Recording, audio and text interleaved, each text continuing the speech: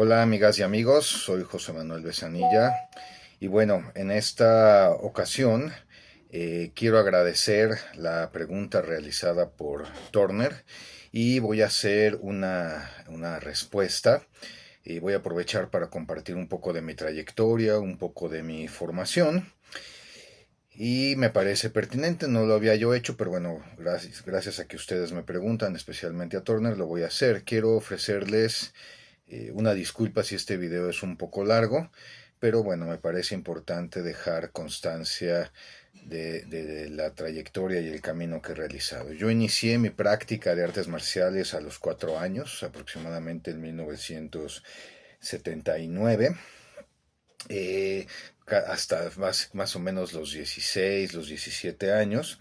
Y bueno, desde entonces, desde esa época, uno de mis primeros maestros me enseñó que las artes marciales, el karate, era mucho más que golpear y que patear. Y entonces me instruyó, me fue inculcando el estudio de los textos clásicos, de los textos tradicionales, empezar un poco con el arte de la guerra, con el libro de los cinco anillos, ¿no? Poco a poco, conforme fui creciendo y ya era adolescente, empecé a profundizar con el libro de los cinco anillos, el Agakure, ¿sí? El código del Bushido, poco a poco. Y siempre me inculcaron a buscar las fuentes originales, las traducciones directas de la lengua original y de preferencia de la lengua original, pero bueno, es muy complicado, yo no he podido aprender japonés y chino, los textos que he ido publicando o que he ido traduciendo. Un buen amigo de la UNAM me ayuda con las traducciones, ¿sí? Pero bueno, a partir de ahí fui acercándome a las fuentes de autocultivo y de meditación, ¿no?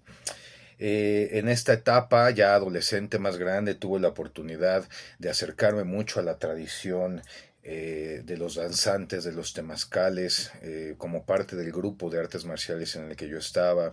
Viajamos a Australia, viajamos a Nueva Zelanda con los maoris, ¿no? Tuve el gran honor de conocer al profesor Jerónimo García. Él me introdujo en la práctica del Tai Chi, en la práctica del Qigong, ¿no? También tuve el honor de conocer a varios lamas tibetanos. Estuve cerca del Dalai Lama cuando vino a México. Y bueno, fueron experiencias que me marcaron.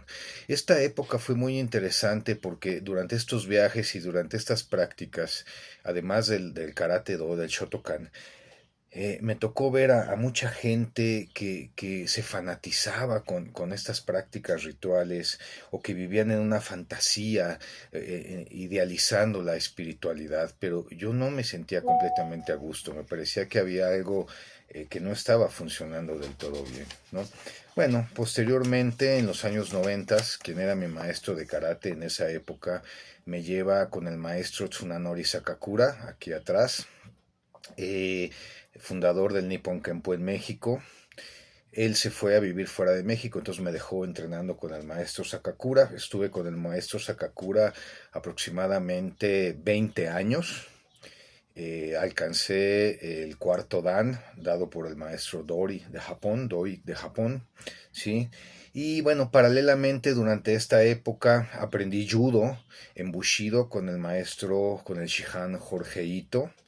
Aprendí yoga, hatha yoga con el maestro Sashidartha Dimsi, que era el brahman de la comunidad hindú en México. Y estudié acupuntura y medicina tradicional china, al mismo tiempo que entraba yo a la universidad a estudiar psicología.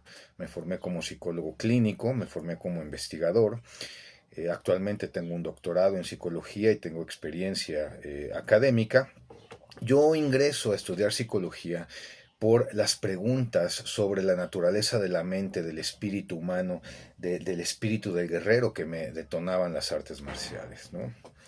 Y bueno, y yo seguía elaborando esta experiencia de estas personas que yo había visto, buscadores, que se habían fanatizado o que se habían fantaseado en estas prácticas espirituales dentro de los temazcales, las danzas, la meditación, todo eso, ¿no? Entonces me dediqué a formarme en metodología de la investigación rigurosamente experimental y no experimental, ¿no? Bueno, en esta época de la universidad conseguí mis primeros textos tradicionales, ya con traducciones directas del sánscrito al español, del chino al español, ¿no? El libro del Tao, una traducción directa, el Bhagavad Gita, ¿no? Y algunos otros textos. Profundizo, estudié acupuntura y medicina tradicional china con el doctor Tomás Alcácer González y eso me permitió tener un panorama muy integral sobre la formación humana. Bueno, posteriormente, después de casi 20 años de estar con el maestro Sakakura, por razones que luego comentaré, tuve que dejar el Nippon Kempo y comencé a estudiar Kung Fu con el maestro José Wong, ¿sí? Y paralelamente aprendí cerca de 2 o 3 años arnis y esgrima con el maestro Noli Saldívar. Ahí conocí aproximadamente las primeras publicaciones sobre neurociencias de la meditación, sobre neurociencias contemplativas, sobre neurociencias del cuerpo, los avances científicos que se estaban haciendo en ciencias del deporte, las investigaciones en neurociencias del Qigong, por ejemplo, ¿no? Eh, y bueno, ahí ya profundicé mi estudio de los textos clásicos, ya trabajaba yo, ¿no? Ya era un profesionista, pude acceder a las ediciones originales, traducciones directas de los textos de la tumba de Guodian, por ejemplo, ¿no? Y entonces eso fue muy interesante, pude acceder a la esencia del puño del general Qi Ji Kuang, el canon Shaolin de golpe corto, ¿sí? Y entonces, bueno, fui profundizando mi investigación. Posteriormente, durante la pandemia, profundicé mis investigaciones, las investigaciones en neurociencia, el estudio de los textos clásicos. Allí encontré algunos autores que ya hablaban del desarraigo tan peligroso que tenían las artes marciales tradicionales, que habían caído en especulaciones mágico-místicas, ¿no? O de la hiperdeportivización de las artes marciales de combate, perdiendo todos los aspectos del autocultivo y el desarrollo personal. Y me parecían muy interesantes estas críticas. Yo ya tenía todo este bagaje que les he comentado y me encontré algunos textos en la pandemia de otros autores que comenzaron a hacer la integración, autores de habla inglesa. Empezaron a hacer la integración entre ciencias del deporte, neurociencias, artes marciales tradicionales, integrando los aspectos científicos con los textos tradicionales y cómo se complementan y se validan unos a otros, tratando de desmitificar, tratando de desidealizar y aportando elementos tanto para los practicantes tradicionales como para los practicantes modernos, ¿no? Y me parece algo que me pareció muy valioso y quise aportar a toda la población de habla hispana esta información. Bueno, post pandemia estudié un poco de Muay Thai Boran, y bueno, ahí comencé a publicar algunos textos, comencé a publicar, por ejemplo, una revisión sobre el texto de la esencia del puño del general Qi Ji Kuang y el libro Gong Fa 2.0 en 2024, que es una primera integración de toda esta experiencia, de todos estos conocimientos, ¿no?